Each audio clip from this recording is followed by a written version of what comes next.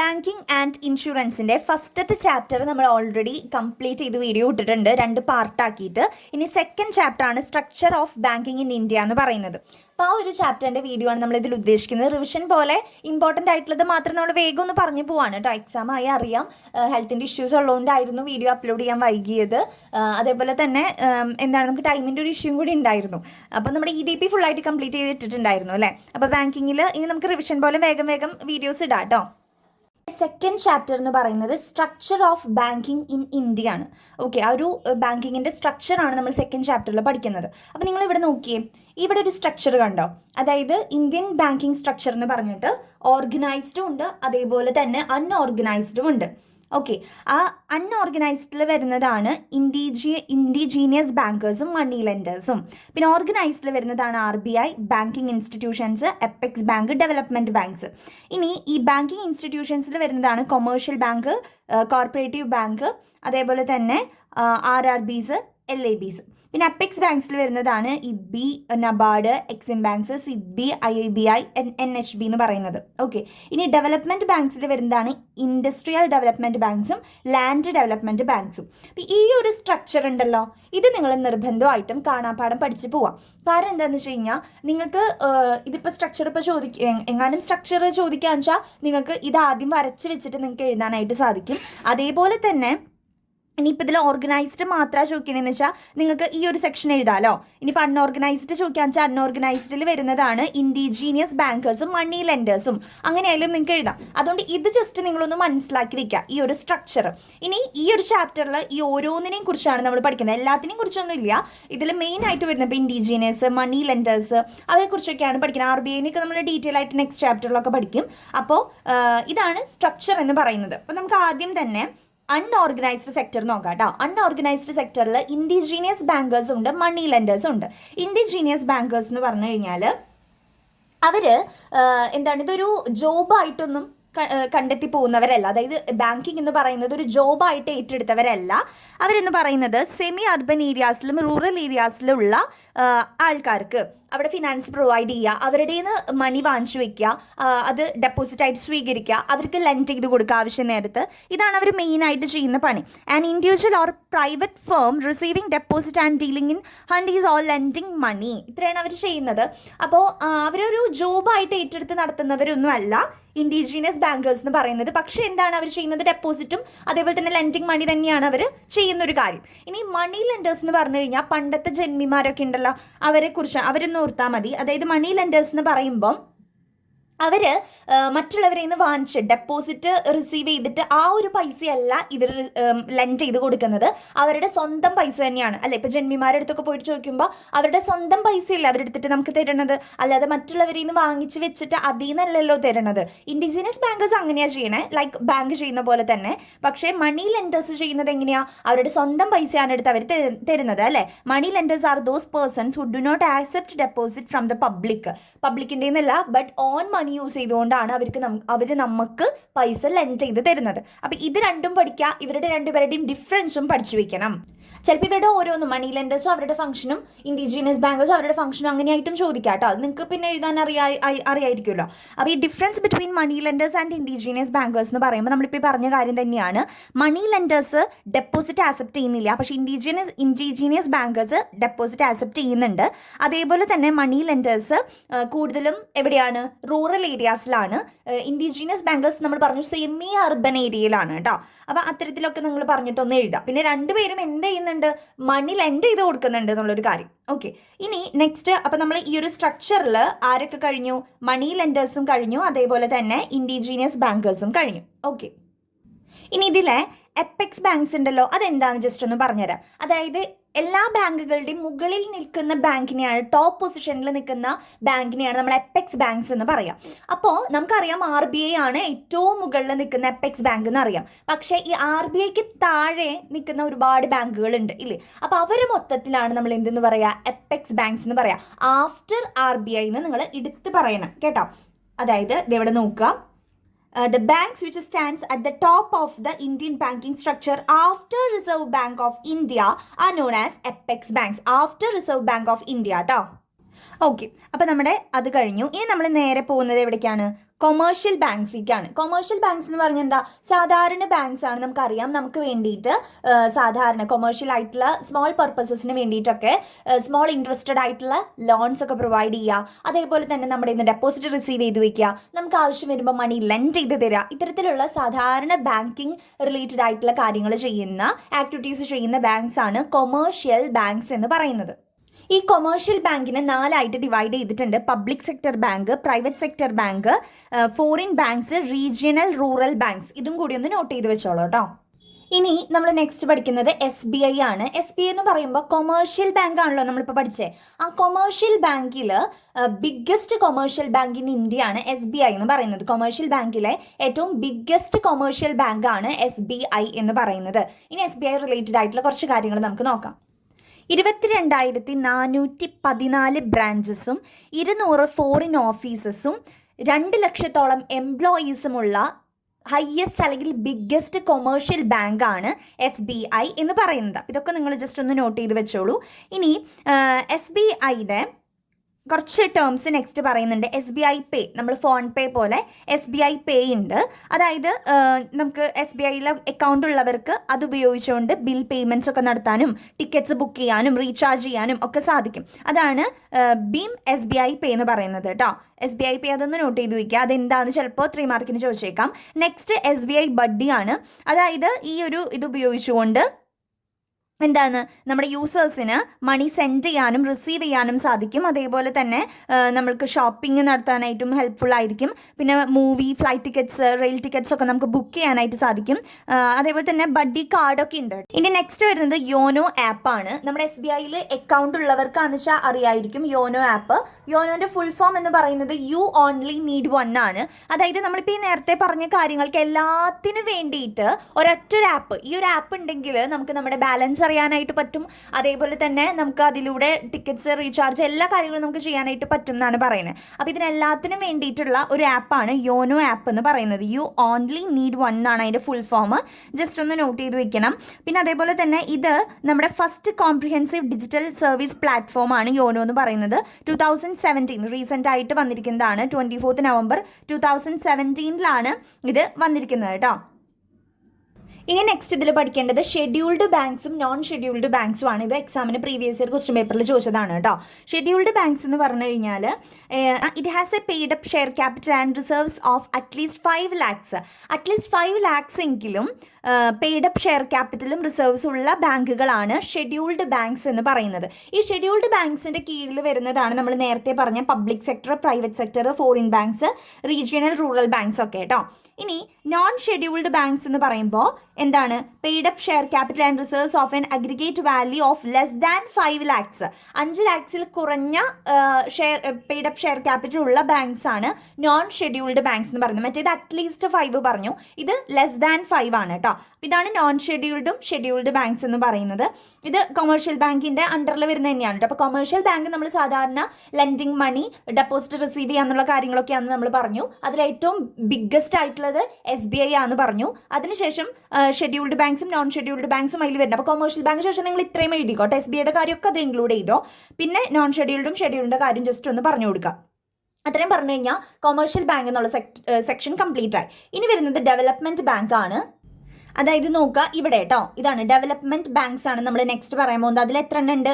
Industrial development banks ഉണ്ട്, land development banks ഉണ്ട്. നമ്മൾ ഈ കൊമേഴ്ഷ്യലിൻ്റെ സെക്ഷൻ കഴിഞ്ഞു, SBI അതിൽ പറയാനായിട്ട് മറക്കരുത്. നമുക്കപ്പോൾ ഡെവലപ്മെൻറ്റ് ബാങ്ക്സ് നോക്കാം. ഡെവലപ്മെൻറ്റ് ബാങ്ക്സിനെ നമ്മൾ ഇൻഡസ്ട്രിയൽ ബാങ്ക്സ് എന്നും കൂടി പറയാറുണ്ട്. അതായത് ഇൻഡസ്ട്രിയൽ കൺസേൺസിന് വേണ്ടിയിട്ട് ഫണ്ട് റേസ് ചെയ്യാനായിട്ട് ഹെൽപ്പ് ചെയ്യുക, അവർക്ക് വേണ്ടിയിട്ടുള്ള ലോണ് പ്രൊവൈഡ് ചെയ്യുക, ലോ ഇൻട്രസ്റ്റ് റേറ്റിൽ ലോൺസ് പ്രൊവൈഡ് ചെയ്യുക, അതൊക്കെയാണ് ഈ ഡെവലപ്മെൻറ്റൽ ബാങ്ക്സ് ചെയ്യുന്ന കാര്യം. അപ്പോൾ ഇവർ പറയുന്ന മറ്റൊരു പേര് ഇൻഡസ്ട്രിയൽ ബാങ്ക്സ് എന്നും കൂടിയാണ്. ഇതിൽ വരുന്ന ഒന്നാമത്തെയാണ് industrial development bank of India, അല്ലെങ്കിൽ IDB എന്നാണ് അതിനെ ഷോർട്ടായിട്ട് പറയാം, IDB ആയിട്ടോ.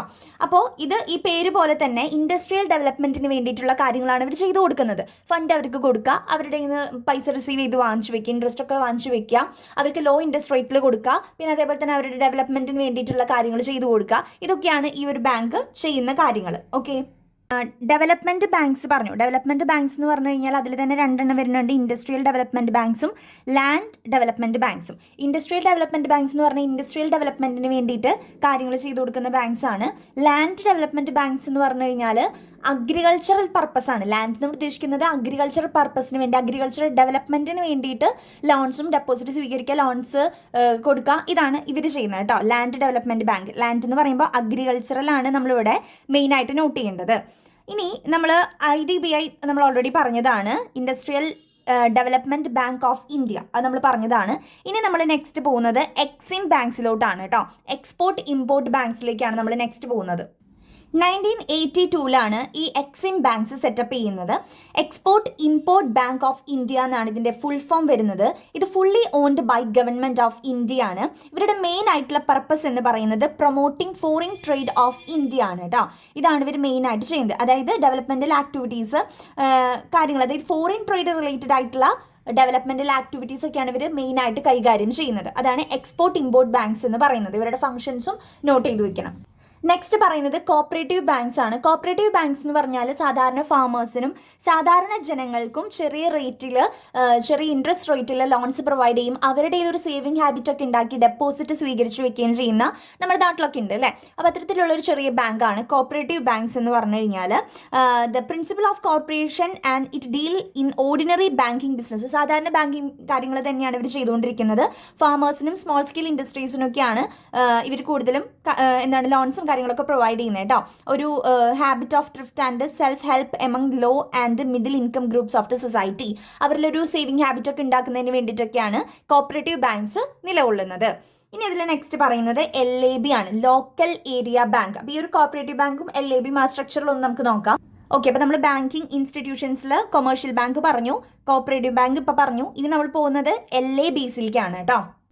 1996 ലോക്കൽ ഏരിയ ബാങ്ക്സ് നിലവിൽ വന്നത്. അവർ ചെയ്യുന്നൊരു കാര്യം റൂറൽ സേവിങ്സ് പ്രൊമോട്ട് ചെയ്യലാണ്. ഓക്കെ, റൂറൽ ഏരിയാസിലുള്ള ആൾക്കാരുടെ സേവിങ് ഹാബിറ്റ് പ്രൊമോട്ട് ചെയ്യുക, അവരുടെ നിന്ന് പൈസ വാങ്ങിക്കുക, അവർക്ക് ലോൺ കൊടുക്കുക, ഇതൊക്കെ തന്നെയാണ് എല്ലാവരും ചെയ്യുന്നത് കേട്ടോ. അപ്പോൾ അത് വേറെ വേറെ കാറ്റഗറിയിൽ വരുന്നു എന്ന് മാത്രം. അതാണ് ലോക്കൽ ഏരിയ ബാങ്ക്സ് എന്ന് പറയുന്നത്. അവരുടെ പെയ്ഡപ്പ് ക്യാപിറ്റൽ എന്ന് പറയുന്നത് 5 crore വരെയൊക്കെയാണ് അവരുടെ പെയ്ഡപ്പ് ക്യാപിറ്റൽ വരുന്നത്. ഇത്രയാണ് ലോക്കൽ ഏരിയ ബാങ്ക്സ്. ജസ്റ്റ് നിങ്ങൾ കാര്യം മനസ്സിലാക്കി വെക്കുക. നെക്സ്റ്റ് ഇതിൽ സെപ്പറേറ്റ് ആയിട്ട് പറയുന്ന ഒരു സെക്ഷനാണ് പേയ്മെൻറ്റ് ബാങ്ക്. പേയ്മെൻറ്റ് ബാങ്ക് ഒന്നുമില്ല, സാധാരണ നമ്മുടെ ബേസിക് ബാങ്കിങ് സർവീസസ് ആണ് ഇവർ പ്രൊവൈഡ് ചെയ്യുന്നത്. സാധാരണ ഒരു ബാങ്കിൽ പ്രൊവൈഡ് ചെയ്യുന്ന സർവീസ് തന്നെയാണ് ഇവർ പ്രൊവൈഡ് ചെയ്യുന്നത്. പക്ഷേ ഇവർ ക്രെഡിറ്റ് കാർഡ് ഒന്നും ഇഷ്യൂ ചെയ്യുന്നില്ല കേട്ടോ. ക്രെഡിറ്റ് കാർഡ് ഇഷ്യൂ ചെയ്യുന്നില്ല. അതേപോലെ തന്നെ ഡെപ്പോസിറ്റ് ആക്സെപ്റ്റ് ചെയ്യുന്നുണ്ട്. മാക്സിമം അപ് ടു 1 lakh വരെയുള്ള ഡെപ്പോസിറ്റാണ് ഇവർ ആക്സെപ്റ്റ് ചെയ്യുന്നത്. ഇൻഡിവിജ്വൽസിൽ നിന്നും സ്മോൾ ഫേംസിൽ നിന്നും അതർ എൻറ്റിറ്റീസിൻ്റെ നിന്നൊക്കെയാണ് ഇവർ എന്ത് വാങ്ങിയിരിക്കുന്നത്, ഡെപ്പോസിറ്റ്സ് വാങ്ങിയിരിക്കുന്നത്. അതേപോലെ തന്നെ അവർക്ക് ഇൻട്രസ്റ്റ് കൊടുക്കുന്നുണ്ട്. നോർമൽ ബാങ്ക്സിനെ പോലെ ഇൻട്രസ്റ്റും അവർ പ്രൊവൈഡ് ചെയ്യുന്നുണ്ട്. ഇതാണ് പേയ്മെൻറ്റ് ബാങ്ക് എന്ന് പറയുന്നത്. അതും ജസ്റ്റ് ഒന്ന് നോട്ട് ചെയ്ത് വെച്ചോളൂ. നെക്സ്റ്റ് ഇതിൽ ഇമ്പോർട്ടൻ്റ് ആയിട്ട് വരുന്നതാണ് നബാർഡ് എന്ന് പറയുന്നത്. അപ്പോൾ നബാർഡിൻ്റെ ഞാൻ നിങ്ങൾക്ക് എഴുതിയൊരു നോട്ട് കാണിച്ചു തരാം. അപ്പോൾ ഈ ഒരു നോട്ട് നിങ്ങൾ നിർബന്ധമായിട്ടും പഠിച്ചു പോകാം കേട്ടോ. അപ്പോൾ നിങ്ങൾക്ക് ഫംഗ്ഷൻസ് ചോദിച്ചാലും ഫീച്ചേഴ്സ് ചോദിച്ചാലും ഒക്കെ തന്നെ പോയിന്റ്സ് നിങ്ങൾക്ക് എഴുതാനായിട്ട് പറ്റും. ഓക്കെ, ഇനിയിപ്പോൾ 3 മാർക്കിന് എന്താണ് നബാർഡ് എന്ന് ചോദിച്ചാലും നിങ്ങൾക്ക് ഇതിലെ ഇമ്പോർട്ടൻറ്റ് പോയിന്റ്സ് എഴുതാവുന്നതേ ഉള്ളൂ. ഞാനിത് ഇൻസ്റ്റയിൽ ഹൈലൈറ്റ് സെക്ഷനിൽ ഇടാം. ഇപ്പോൾ നിങ്ങൾ ജസ്റ്റ് ഒന്ന് സ്ക്രീനിൽ നോക്കാം. നബാർഡ് എന്ന് പറയുന്നത് അതിൻ്റെ ഫുൾ ഫോം നിങ്ങൾ ആദ്യം തന്നെ പഠിച്ചു വയ്ക്കണം. National bank for agricultural and rural development. അപ്പോൾ അതിന് തന്നെ അവരുടെ എന്താണുള്ള എയിം എന്നുള്ളത് നമുക്ക് അതിൽ നിന്ന് മനസ്സിലാക്കാം, പേരിൽ നിന്ന് തന്നെ. ഇനി അവർ 12th July 1982 സെറ്റപ്പ് ചെയ്തിരിക്കുന്നത്. It promote development of agricultural small scale industries, cottage and village industries, handicrafts and other rural crafts. അതായത് അഗ്രികൾച്ചറലിനും റൂറൽ ഡെവലപ്മെൻറ്റിന് വേണ്ടിയിട്ടുള്ള കാര്യങ്ങളാണ് ഇവർ ചെയ്യുന്നത്. അപ്പോൾ കോട്ടേജ് ഇൻഡസ്ട്രീസിനും അതേപോലെ തന്നെ സ്മോൾ സ്കെയിൽ ഇൻഡസ്ട്രീസിനും വില്ലേജ് ഇൻഡസ്ട്രീസിനൊക്കെയാണ് ഇവർ കൂടുതലും ഹെൽപ്പ് ചെയ്യുന്നത്. ഇനി to integrate the various financial institution involve in the areas of rural development. അവർ ചെയ്യുന്ന ഒരു കാര്യമാണ് ഇൻറ്റിഗ്രേറ്റ് ചെയ്യുക എന്തൊക്കെ various financial institutions involve in the areas of rural development. നമ്മൾ പറഞ്ഞു റൂറൽ ഡെവലപ്മെൻറ്റിന് വേണ്ടിയിട്ടുള്ള ബാങ്ക് ആണല്ലോ. അപ്പോൾ അതുകൊണ്ട് തന്നെ അവിടെയുള്ള ഫിനാൻഷ്യൽ ഇൻസ്റ്റിറ്റ്യൂഷൻസിനൊക്കെ ഇൻറ്റിഗ്രേറ്റ് ചെയ്യുക എന്നുള്ളതാണ് അവർ മെയിനായിട്ട് ചെയ്യുന്ന ഒരു കാര്യം. പിന്നെ അവർ ഗൈഡ് ലൈൻസ് മറ്റുള്ള ബാങ്കുകൾക്ക്, അതായത് ഇവർ താഴെ വരുന്ന അഗ്രികൾച്ചറൽ റൂറൽ ഡെവലപ്മെൻറ്റ് ബാങ്ക്സിനൊക്കെ ഗൈഡ് ലൈൻസ് ഇവർ പ്രൊവൈഡ് ചെയ്യുന്നുണ്ട്. അപ്പോൾ അവരുടെയൊക്കെ അപ്പെക്സ് ആയിട്ട് നിൽക്കുന്നതാണ് നബാർഡ് കേട്ടോ. മറ്റുള്ള അഗ്രികൾച്ചറൽ റൂറൽ ഡെവലപ്മെൻറ്റ് ബാങ്കിൻ്റെ അപ്പെക്സ് ആയിട്ട് നിൽക്കുന്നതാണ്. ഇനി നെക്സ്റ്റ് പോയിന്റ് അതാണ്, അപ്പെക്സ് ഇൻസ്റ്റിറ്റ്യൂഷൻ ആയിട്ട് ഇത് പ്രവർത്തിക്കുന്നുണ്ട്. It provide short term, medium and long term credit to state cooperative banks. State cooperative ബാങ്ക്സിന് long term, short term, medium term ആയിട്ടുള്ള ക്രെഡിറ്റ് ഒക്കെ ഇവർ പ്രൊവൈഡ് ചെയ്യുന്നുണ്ട്. It coordinates the operations of rural credit agencies. Okay, rural credit ഏജൻസീസിൻ്റെ operations ഒക്കെ ഇവർ coordinate ചെയ്യുന്നുണ്ട്. ഇതാണ് നമ്മുടെ നെബാർഡിൻ്റെ മെയിൻ ആയിട്ടുള്ള കാര്യങ്ങൾ. ഇതെങ്കിലും നിങ്ങൾ ജസ്റ്റ് ഒന്ന് പഠിച്ചിട്ട് പോകാനായിട്ട് നോക്കുക. വേറെ കുറച്ച് ടേംസ് കൂടിയാണ് പറയാൻ പോകുന്നത്. IRCI, അതേപോലെ തന്നെ IRBI, IIBI. IRCI എന്ന് പറഞ്ഞാൽ industrial reconstruction corporation of India ആണ്. ഇത് ഇൻഡസ്ട്രിയൽ സിക്ക് യൂണിറ്റ്സിന് സഹായിക്കാൻ വേണ്ടിയിട്ട്, അവർക്ക് ലോൺ കൊടുക്കാൻ വേണ്ടിയിട്ടും അത്തരത്തിൽ വന്നൊരു ബാങ്ക് ആയിരുന്നു. അതിന് പിന്നീട് പുതിയതായിട്ട് പേര് കൊടുത്ത് വന്നതാണ്, കണ്ടോ, it took over industrial reconstruction corporation. ഇതിൻ്റെ പുതിയതായിട്ട് വന്നതാണ് IRBI എന്ന് പറയുന്നത്. ഇൻഡസ്ട്രിയൽ സെക്ഷൻസിന് സിക്ക് യൂണിറ്റ്സിനൊക്കെ ഹെൽപ്പ് ചെയ്യുന്ന രീതിയിലുള്ള കാര്യങ്ങൾ തന്നെയാണ് ഇവരും ചെയ്യുന്നത്. ലോൺസ് കൊടുക്കുക, ഡെപ്പോസിറ്റ് സ്വീകരിക്കുക, തന്നെയാണ് എല്ലാവരും ചെയ്യുന്ന കാര്യം കേട്ടോ. ഇത് ഈ പോയിന്റൊക്കെ നിങ്ങൾ എല്ലാത്തിലും എഴുതിക്കോ. പിന്നെ അത് വീണ്ടും റീകൺസ്ട്രക്ട് ചെയ്ത് വന്നിരിക്കുന്നതാണ് industrial investment bank of India, IIBI. ചിലപ്പോൾ എക്സാമിന് IIBI, IRBI ഇങ്ങനെ വെറുതെ ചോദിക്കുള്ളൂ. അപ്പം നമ്മൾ അതിൻ്റെ ഫുൾ ഫോം ആദ്യം തന്നെ പഠിച്ചു വെക്കണം. എന്നിട്ട് പിന്നെ ലോൺസ് കൊടുക്കുന്നു, ചെറിയ രീതിയിലുള്ള ഇൻട്രസ്റ്റിൽ ലോൺസ് കൊടുക്കുന്നു, അവരുടെ നിന്ന് ഡെപ്പോസിറ്റ് വാങ്ങുന്നു, സേവിങ്സ് ഹാബിറ്റ് അവരുടെ ഉണ്ടാക്കുന്നു, അങ്ങനെയൊക്കെ പറഞ്ഞ് എല്ലാത്തിലും എഴുതിയാൽ മതി. നെക്സ്റ്റ് ഇതിൽ ഇമ്പോർട്ടൻ്റ് ആയിട്ട് പഠിച്ചു വെക്കേണ്ടത് മുദ്ര ബാങ്ക്സ് ആണ്. മുദ്രയുടെ ഫുൾ ഫോം പഠിക്കണം. Micro units development and refinance agency bank എന്നാണ് മുദ്ര ബാങ്കിന്റെ ഫുൾ ഫോം കേട്ടോ. അപ്പോൾ മുദ്ര എന്ന് അതിൻ്റെ കറക്റ്റ് പേരല്ല, അത് അതിൻ്റെ ഷോർട്ട് ഫോം ആണ്. ഇതിൻ്റെ ഷോർട്ട് ഫോം ആണ് മുദ്ര എന്നുള്ളത്. അപ്പോൾ അതിൻ്റെ ഫുൾ ഫോം നിങ്ങൾ പഠിച്ചു വെക്കണം. ഇത് നമ്മുടെ പ്രൈം മിനിസ്റ്റർ ആയിട്ടുള്ള നരേന്ദ്രമോദി 8 ഏപ്രിൽ 2015 കൊണ്ടുവന്നിട്ടുള്ള ഒരു സ്കീമാണ്, പ്രധാനമന്ത്രി മുദ്ര യോജന സ്കീം. ഓക്കെ, ഈ ഒരു സ്കീമിൽ നിന്ന് സെറ്റപ്പ് ചെയ്തതാണ് മുദ്ര ബാങ്ക് എന്ന് പറയുന്നത്. ഇത് ലോ റേറ്റിലും മൈക്രോ ഫിനാൻസ് ഇൻസ്റ്റിറ്റ്യൂഷൻസിനും നോൺ ബാങ്കിങ് ഇൻസ്റ്റിറ്റ്യൂഷൻസിനും ലോ ഇൻട്രസ്റ്റ് റേറ്റിൽ എന്ത് പ്രൊവൈഡ് ചെയ്യുക, ലോൺസ് പ്രൊവൈഡ് ചെയ്യുക. ഇതാണ്. പിന്നെ അതേപോലെ തന്നെ ക്രെഡിറ്റ്സ് ടു MSMEസിന് ക്രെഡിറ്റ് ഒക്കെ പ്രൊവൈഡ് ചെയ്യുക. ഇതൊക്കെയാണ് ഇവർ ചെയ്യുന്ന മെയിൻ ആയിട്ടുള്ള ഒരു കാര്യം. ഫങ്ഷൻസ് ഓഫ് കൊമേഴ്ഷ്യൽ ബാങ്ക്സ് നിങ്ങൾ പഠിക്കണം. അതിൽ പ്രൈമറി ഫംഗ്ഷൻസും സെക്കൻഡറി ഫംഗ്ഷൻസും ഉണ്ട്. പ്രൈമറി ഫംഗ്ഷൻ്റെ ഉള്ളിൽ ഡെപ്പോസിറ്റ് റിസീവ് ചെയ്യുക, പലതരത്തിലുള്ള ഡെപ്പോസിറ്റുകൾ ഉണ്ട് എന്നുള്ള കാര്യം നിങ്ങൾ പഠിക്കണം, ഫിക്സഡും കറൻറ്റൊക്കെ. പിന്നെ ലോൺസ് പ്രൊവൈഡ് ചെയ്യുക, credit creation, use of cheque system, transfer of funds ഒക്കെയാണ് അതിൽ വരുന്നത്. തന്നെ സെക്കൻഡറി ഫംഗ്ഷൻസിലാണ് agency services general utility services. Agency services എന്ന് പറഞ്ഞു കഴിഞ്ഞാൽ അവർക്ക് ക്രെഡിറ്റ് ഇൻസ്ട്രുമെൻറ്റ്സ് കളക്ട് ചെയ്യുക, ഡിവിഡൻസ് കളക്ട് ചെയ്യുക, അതേപോലെ തന്നെ ഒരു ട്രസ്റ്റി ആയിട്ടും എക്സിക്യൂട്ടറൊക്കെ ആയിട്ട് ആക്ട് ചെയ്യുക, സ്റ്റാൻഡിംഗ് ഓർഡേഴ്സ് എക്സിക്യൂട്ട് ചെയ്യുക, execution of standing orders, purchase and sale of securities, ഇതൊക്കെയാണ് അതിൽ വരുന്നത് കേട്ടോ. അത് ജസ്റ്റ് ഒന്ന് നോക്കിക്കോ. പിന്നെ ജനറൽ യൂട്ടിലിറ്റി എന്ന് പറഞ്ഞാൽ ലോക്കർ ഫെസിലിറ്റി ഒക്കെ ഇല്ലേ, അതൊക്കെയാണ് ജനറൽ യൂട്ടിലിറ്റിയിൽ വരുന്നത് കേട്ടോ. Travellers cheque, collection of statistics, അതേപോലെ തന്നെ issue of gift cheque issue ചെയ്യുക, letter of credit, fund transfer, provide informations, അതൊക്കെയാണ് ജനറൽ യൂട്ടിലിറ്റി സർവീസിൽ വരുന്നത്. ഈ ലോക്കർ ഫെസിലിറ്റി നിങ്ങൾക്ക് അറിയായിരിക്കുമല്ലോ, അപ്പോൾ അതൊന്ന് ജസ്റ്റ് നോട്ട് ചെയ്തോളൂ. ഇനി അതിൽ വരുന്നതാണ് ഇന്നോവേറ്റീവ് ഫംഗ്ഷൻസ്.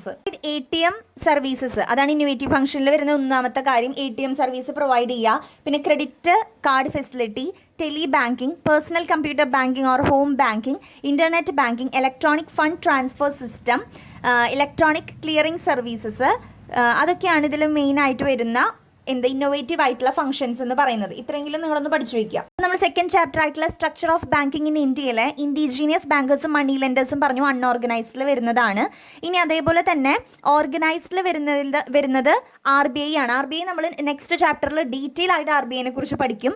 ദെൻ ബാങ്കിങ് ഇൻസ്റ്റിറ്റ്യൂഷൻസിൽ നമ്മൾ ലാബ്സ്, അതേപോലെ തന്നെ കോപ്പറേറ്റീവ് ബാങ്ക്സ്, കൊമേഴ്ഷ്യൽ ബാങ്ക്സ് ആണ് ഈ ചാപ്റ്ററിൽ വരുന്നത്. അത് മൂന്നും നമ്മൾ പറഞ്ഞിട്ടുണ്ട്. എപ്പെക്സ് ബാങ്ക്സിൽ വരുന്നത് IDBI പറഞ്ഞു, നെബാർഡ് പറഞ്ഞു, എക്സിം ബാങ്ക്സ് പറഞ്ഞു, IIBI പറഞ്ഞു. ഇനി NHB ഉണ്ട്. NHB എന്ന് പറഞ്ഞാൽ നാഷണൽ ഹൗസിംഗ് ബാങ്ക്സ് ആണ്. ഇത് ഹൗസിങ്ങിന് വേണ്ടിയിട്ടുള്ള, അതായത് ഇപ്പോൾ വീട് പണിയാനും അങ്ങനെയുള്ള ലോൺസും കാര്യങ്ങളൊക്കെ നമ്മൾ കൊടുക്കുമല്ലോ, അവർ അങ്ങനെ കൊടുക്കുന്ന ഒരുപാട് ബാങ്ക്സ് ഉണ്ട്. അതിൻ്റെ അപ്പെക്സ് ബാങ്ക്സ് ആയിട്ട് നിലകൊള്ളുന്ന ബാങ്കാണ് നാഷണൽ ഹൗസിംഗ് ബാങ്ക്സ് എന്ന് പറയുന്നത്. അവർ മെയിനായിട്ട് ഹൗസിങ്ങിന് വേണ്ടിയിട്ടുള്ള ലോൺസും കാര്യങ്ങളൊക്കെ പ്രൊവൈഡ് ചെയ്യൽ തന്നെയാണ് അവരുടെ മെയിൻ ആയിട്ടുള്ള ഫംഗ്ഷൻ എന്ന് പറയുന്നത് കേട്ടോ. ഇനി സിഡ്ബിനെ കുറിച്ച് നമ്മൾ നെക്സ്റ്റ് ചാപ്റ്ററിൽ പഠിക്കും. അതുപോലെ തന്നെ സിഡ്ബി എന്ന് പറയുന്നത് small industrial development bank of India ആണ്.